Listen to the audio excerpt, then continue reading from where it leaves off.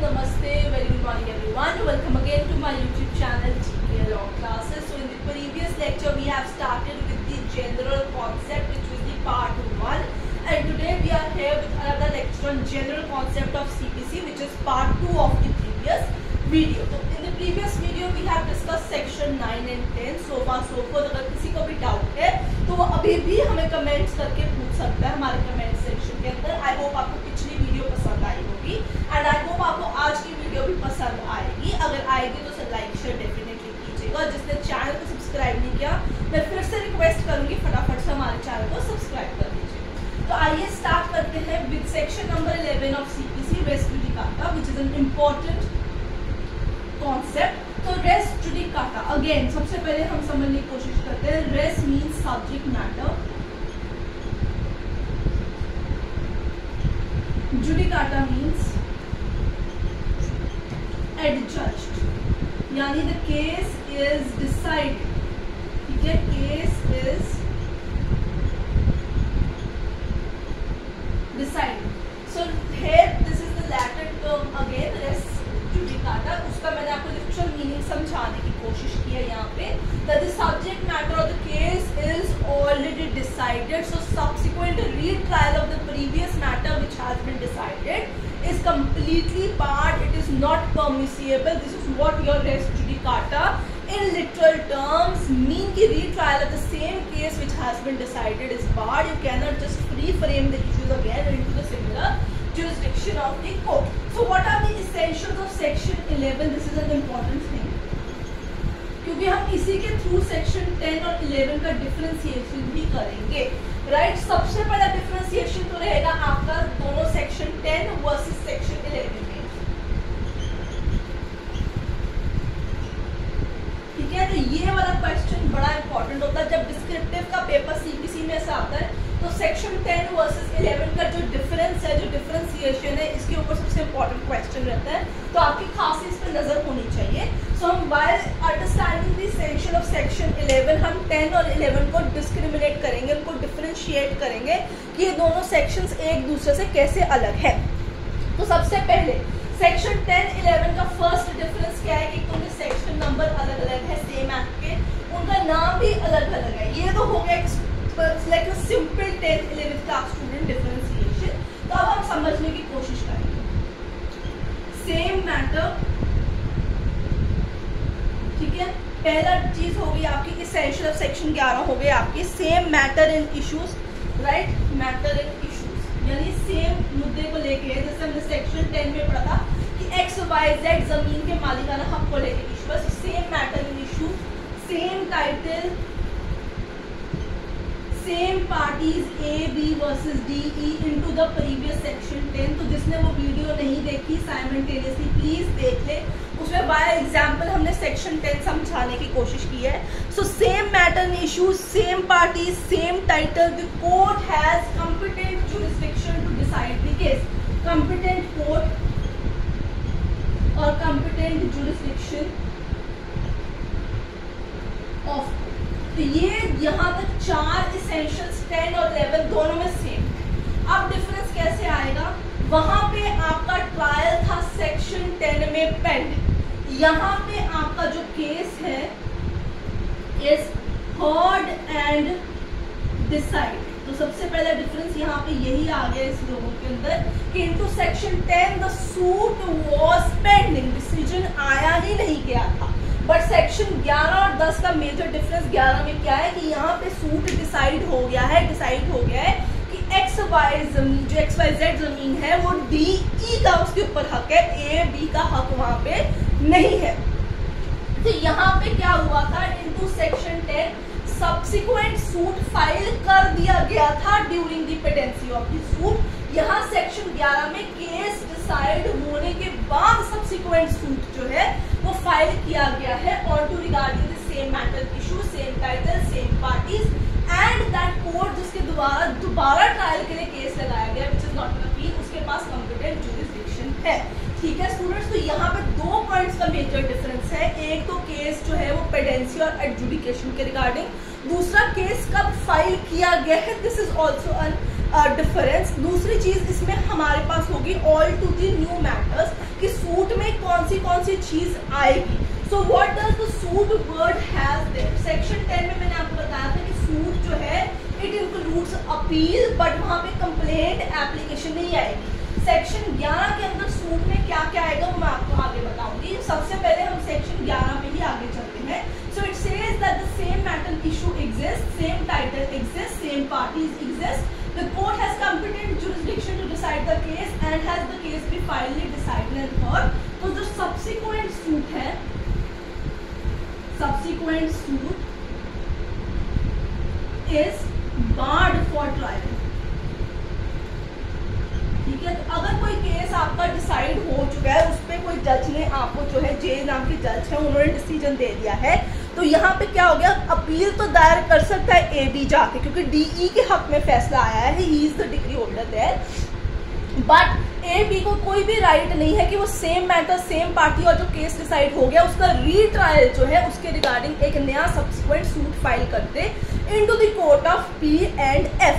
तो मतलब यहाँ पे ये है कि दैट ए बी के पास राइट टू अपील तो है, but the right of retrial जो है between the same matter issues, same title, same parties, वो उसके पास कोई राइट नहीं है। तो रेस्ट जुडिकाटा मीन्स कि जो केस पहले से डिसाइड हो चुका है उसको दोबारा ट्रायल के लिए आप नीचे की लोअर कोर्ट में नहीं डाल सकते जब तक कि कोई नया मैटर इशू जो है वो अरोज नहीं होता है।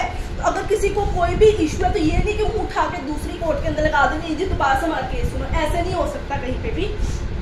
सो it is trying to what is the objective of section 11? To prevent multiplicity of suit.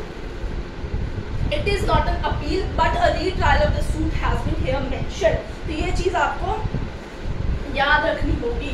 तो सेक्शन 11 जो है इसके अंदर सूट में क्या क्या आता है, क्योंकि हमने यहाँ पे बात की कि सूट में सेक्शन 10 में क्या आता है, 11 में भी देखेंगे। तो हम यहाँ पे देखेंगे, ये चीज आप जो है पेन डाउन कर लीजिए। What does the word suit include in section number 11? Suit include, वहाँ सेक्शन 10 में सिर्फ अपील की, यहाँ पे क्या क्या है, सिविल सूट, एग्जीक्यूशन प्रोसीडिंग्स, यानी अगर किसी कोर्ट ने ऑलरेडी केस को एग्जीक्यूट करा दिया हुआ है तो दोबारा से उठा के उसका रीट्रायल नहीं केस का हो जाएगा वहां पे। टैक्सेशन,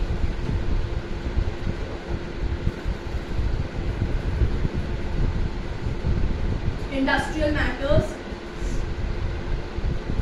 ठीक है, administrative orders, interim orders.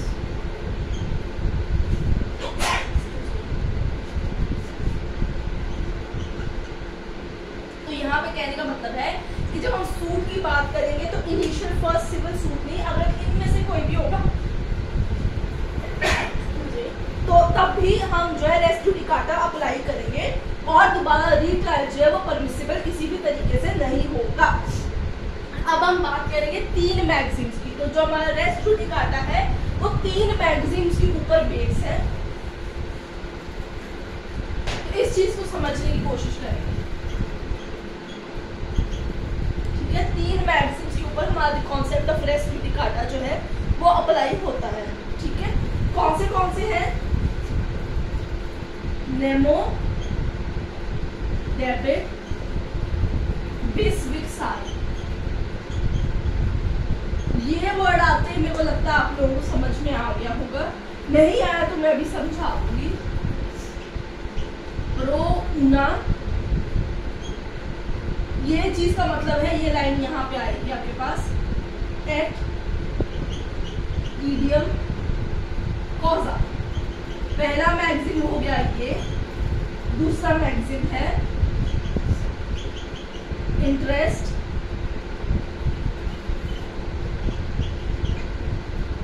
Republic ut sit. So interest, reipublicae ut sit, finis litium. दूसरा जो मैगजीन है वो है आपके पास फिनस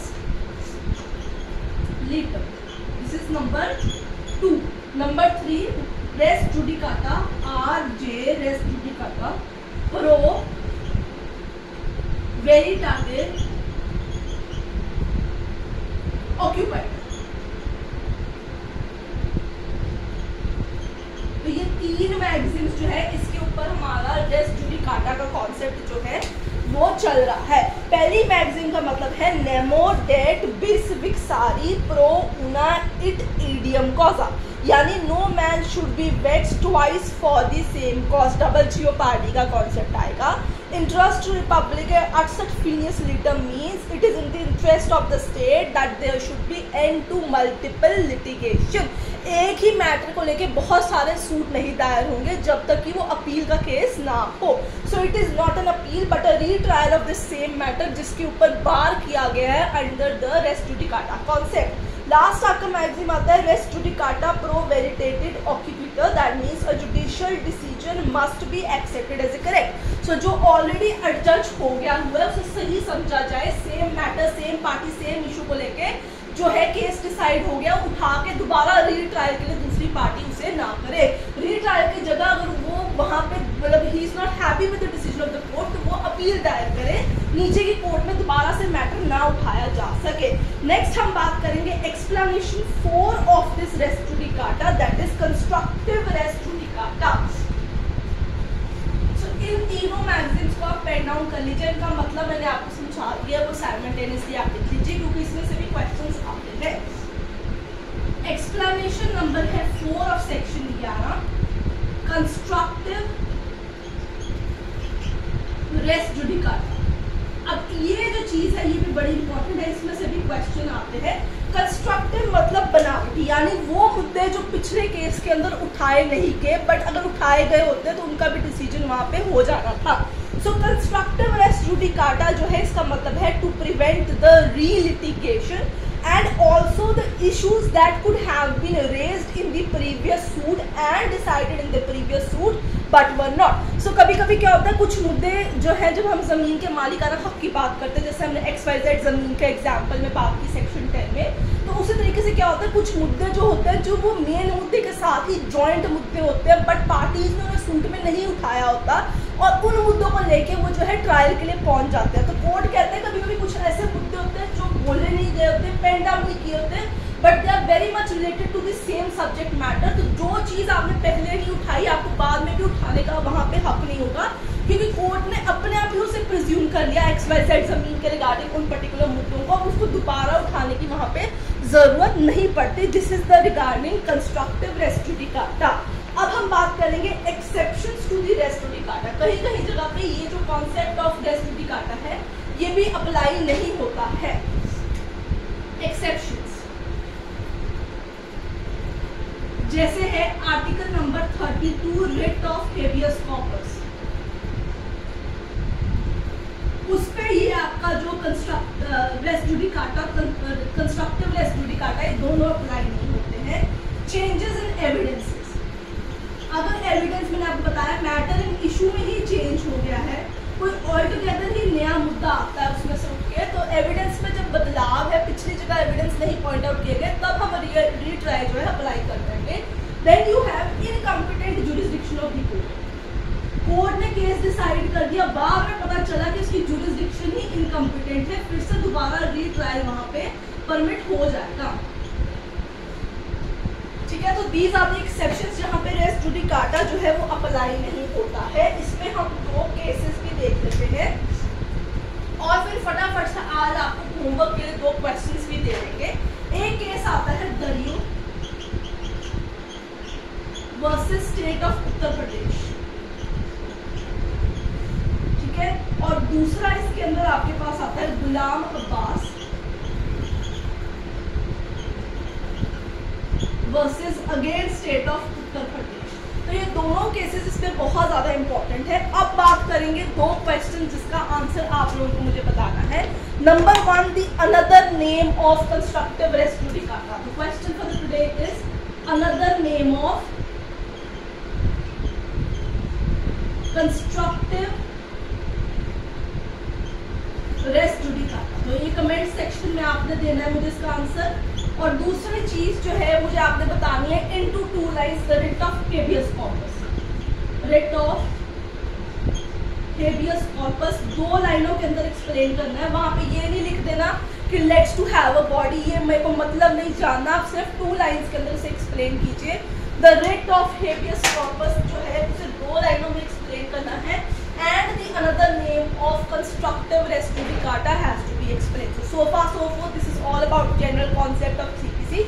आई होप आपको आज की वीडियो पसंद आई होगी। आपके कमेंट्स का मैं वेट करूंगी, तो वीडियो पसंद आए लाइक शेयर कर दीजिए और चैनल को सब्सक्राइब करना भूलेगा मत।